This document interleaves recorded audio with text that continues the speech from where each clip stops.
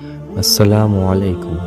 প্রিয় দর্শক, জীবনে চলার পথে আমরা প্রতিদিন অনেক কাজ করি, অনেক ভুল করি, কিন্তু কখনো কি ভেবে দেখেছি একদিন এই সব কিছু একটার পর একটা হিসাব দিতে হবে? ভাবুন তো, আজ রাতে ঘুমাতে যাওয়ার আগে যদি আপনাকে বলা হয় এটাই আপনার জীবনের শেষ রাত, কাল সকালে আপনার সব কিছুর হিসাব দিতে হবে, আপনি কি শান্তিতে ঘুমাতে পারবেন? কুরআনে আল্লাহ তাআলা বলেন, আজ তোমাদের জন্য তোমাদের নিজের নফসই যথেষ্ট হিসাব গ্রহণকারী। মানে সেদিন কেউ আপনাকে দোষারোপ করবে না, আবার কেউ আপনাকে বাঁচাতেও পারবে না। আপনি নিজেই নিজের সাক্ষী হবেন। আপনি নিজেই নিজের আমলনামা হাতে নিয়ে পড়বেন, আর প্রতিটি লাইন দেখে বলবেন, হ্যাঁ, এটি আমি করেছি। আপনার চোখ দিয়ে যা দেখেছেন, কান দিয়ে যা শুনেছেন, মুখ দিয়ে যা বলেছেন, সব কিছুই লেখা আছে। এমনকি যেসব কথা আপনি কাউকে বলেননি, যেসব চিন্তা শুধু মনে এসেছিল, সেগুলোরও সাক্ষী থাকবে। আমরা অনেক সময় ভাবি কেউ তো দেখছে না, কিন্তু ভুলে যাই আল্লাহ সব সময় সব কিছু দেখছেন। ভাবুন, আল্লাহ যদি আপনাকে জিজ্ঞেস করে, আমি তোমাকে 24 ঘন্টা সময় দিয়েছিলাম, তুমি আমার জন্য কত মিনিট ব্যয় করেছো? আমি তোমাকে সুস্থ দেহ দিয়েছিলাম, তুমি সেটা দিয়ে কি করেছো? আমি তোমাকে হালাল হারামের জ্ঞান দিয়েছিলাম, তুমি কোনটা বেছে নিয়েছো?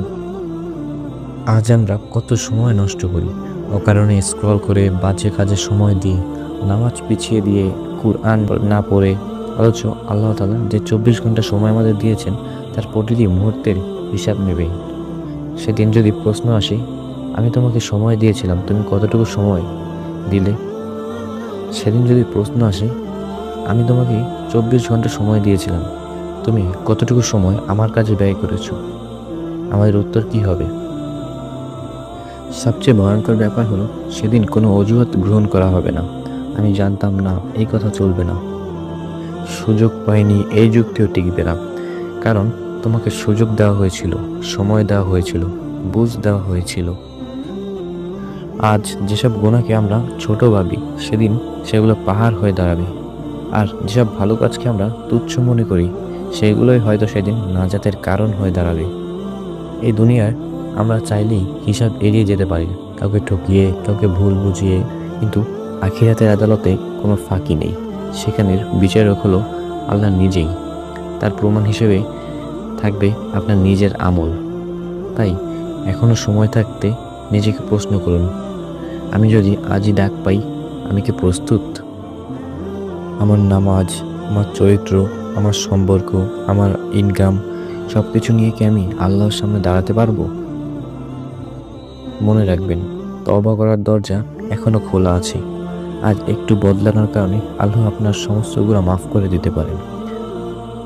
আজ যদি হিসাব নিজেই ঠিক করে নিই, তাহলে সেদিন হিসাব সহজ হবে। কারণ মৃত্যু হঠাৎ আসে, কিন্তু হিসাব নিশ্চিত। তাই একটাই প্রশ্ন, আজ যদি হিসাব শুরু হয়, আপনি কি প্রস্তুত? নাকি এখনো সময় আছে ভেবে পিছিয়ে দিচ্ছেন? মনে রাখবেন, মৃত্যু কোনো নোটিশ দিয়ে আসে না, কিন্তু হিসাব নিকাশ নিশ্চিত।